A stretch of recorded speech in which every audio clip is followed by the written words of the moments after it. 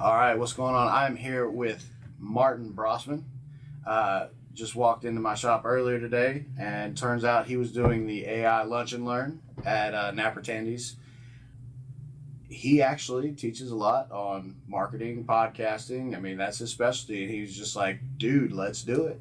So what's going on, Martin? What's going on with you, man? I'm so excited about your space. You know, you have a co-working space at an affordable rate, because I often tell people, if you have your own business, you need to get out of the house, and then you have a place for people to get beverages, and then you have the podcasting studio people can rent. So I said, let's do a podcast. I'm excited. Also, we talked about your passion for the community and building it up, which is something I'm very passionate about, along with both. I have two new books. One is Understanding AI for Brick and Mortar and Small Business, and the other is Relationship Marketing Cube, The Ground Game. My 3 other books were on social media on the web. The relationship marketing is that ground game, building those relationships properly, because referrals still are the most effective way to get more clients. That's right. I mean, I found that out. We opened 2020, and everything was shut down when we wanted to, get people out of the house, So we started off with the ugly sweater stroll for Christmas. Vendors set up, of course, 6 feet apart on the sidewalk, but I found out community is just, it's what makes your business. They want you, So. Yes, and it's so important. I mean, you have in Angier here, you have such a wonderful downtown. It's a place you can walk around. There's parking if you pay attention. It doesn't say, 10 minutes and go away. And this is part of the backbone of the community. I tell communities, if you don't want a certain level of growth, you should just have a billboard that's the entrance to your sign say, drug dealers and criminals are welcome here. Because I've seen it happen. We have Western North Carolina towns that didn't want to grow, and now they're some of the most dangerous places to go.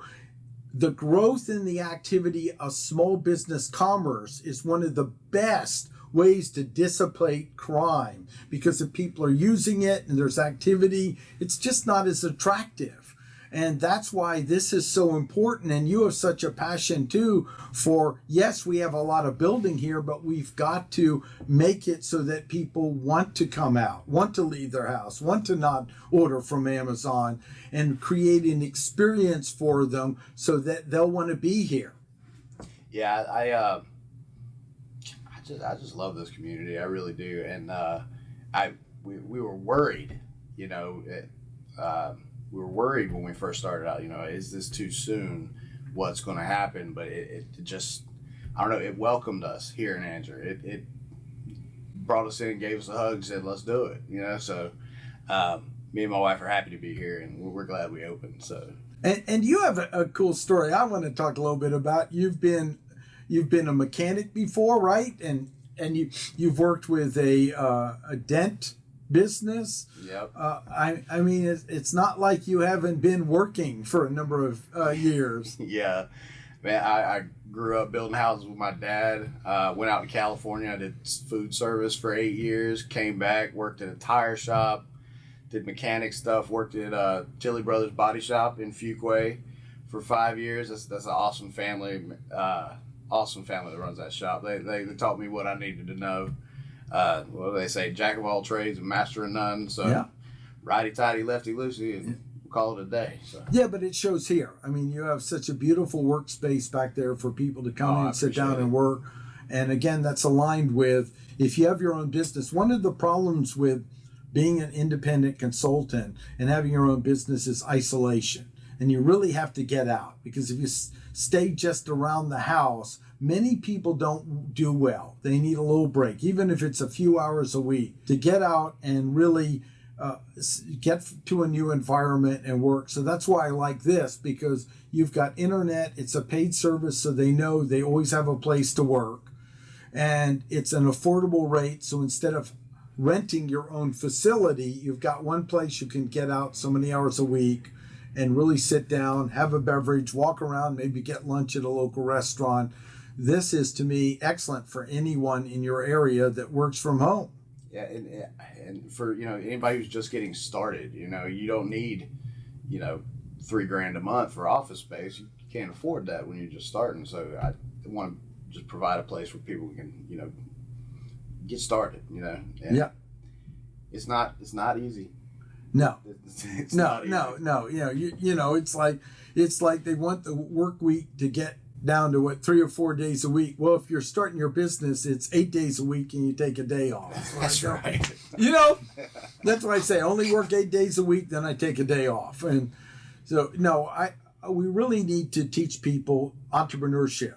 And it's the real future to understand. And the reason of that entrepreneurship is so important because if you don't have those skills and you work for someone else, one, you're generally not as good an employee. And second of all, you're going to feel more vulnerable because you don't know how to generate money yourself. That's why I think we should take this all the way down to the high school level. Many are doing it and teach them, but we also need to make sure our politicians all the way up to Washington go, you are not paying enough attention to small and micro business. And if you don't show you are, you're not getting my vote. I don't care what party is, but we have to shake the tree.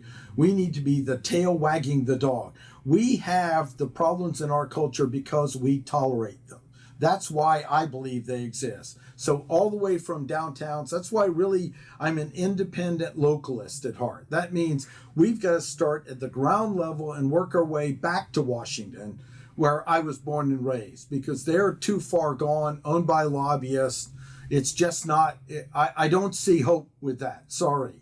But I do see hope at the local level. I am helping a local candidate, District A in Raleigh, Whitney for Raleigh. He's just an ordinary businessman that woke up like me and says, if I don't get involved, my city will be like LA or DC or one of these or New York, where people are moving out in hordes.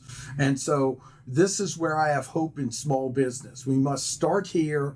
We must be the tail to wag the dog, stop looking for someone to save us, work together, and then push our way back to candidates and go, if you aren't speaking our language with your actions, don't listen to words, listen to actions, then we're not voting for you. And we'll change our whole country like that, because I really believe it's justification and non-action that gave us the society we have today. Yeah, since talking to you earlier, I've been thinking about past years and stuff, and about how nobody really voted. Nobody really cared. Things were going great. Why do I need to vote if things are going great? But I admire your passion with small business. I'm glad we're kind of like-minded individuals on this. We got to start small. Yeah, and we need to work. We want to support all groups, minorities groups, even we have people who tragically got involved with prisons. You know what the best recovery systems are? Entrepreneurship. I mean, Yeah. If you listen to some of these, I remember talking to one guy, I go, wow, you're the best salesman I ever heard of. It's most ethical. He says, well, unfortunately, I'd been involved with drugs when I was a teenager, but got out of it. But if I was lying, I'd get killed. I went, well, let's not market that feature. But the truth of it is a lot of our people that tragically have gotten into the system are very bright and have skills, but we want to direct them in the way and teach them, look, if you follow the dark side, you're going to lose it all at some point, and then you have to start over. But if you really build up a business over time, then you have something to sell, and you'll be able to have your dreams and do what you want and have much richer lives. So there's so many aspects of micro business, but we really have to all be raising the flag and going, what are we doing to support micro business? What are we doing to support small business? What are we doing to keep our lives vibrant and so forth? And then we have to be, as businesses, competing against the online. We can't control it, but we have to have something worthy of someone leaving their house. It might be a gift shop that then might have some print-on-demand t-shirts online, or something where it's not hard for them to also sell. And I just talked to a wonderful gift shop that came to my class, and she gave a testimonial from the class. I go, you need to be on video. And then the problem is, good ethical people are the ones that have the hardest problem with that, because they're like, I don't like, I'm a perfectionist, I want everything to be great. I said, you need to get over it and be there for the customer.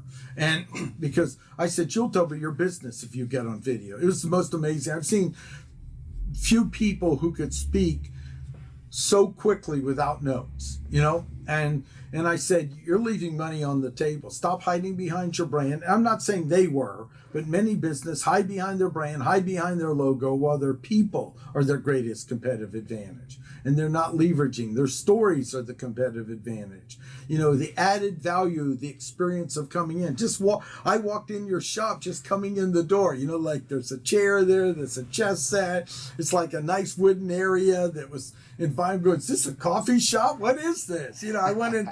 I'm excited, and I want to find out about this. And that's what we have to do, and then amplify that online, and then ask, is there a complement of something online? Like you're building this radio show. Well, that's a complement to what you have here. And then that could be sponsored by, guess what, this center, and it helps the community, but it also brings people out of their house to walk around. Yeah, that's what Tony Robbins said. You're supposed to have 7 streams of income. By the way, I thought that was cool. People just walked by, looked in, saw us. And I know who he was talking about. And I know she can talk, and she's awesome at talking. She needs to do this. You know who you are. Yeah, that's our...